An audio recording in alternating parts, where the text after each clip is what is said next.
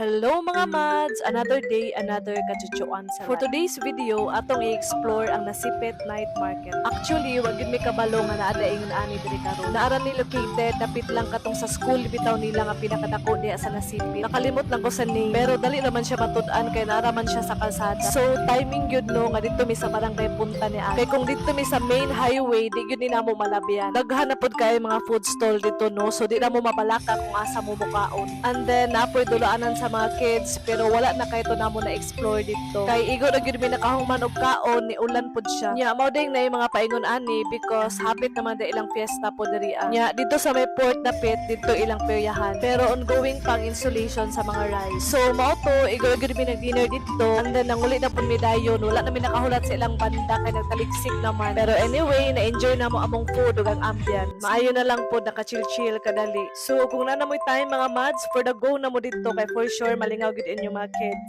Maura to mga mads. Thanks for watching. Hanggang sa muli.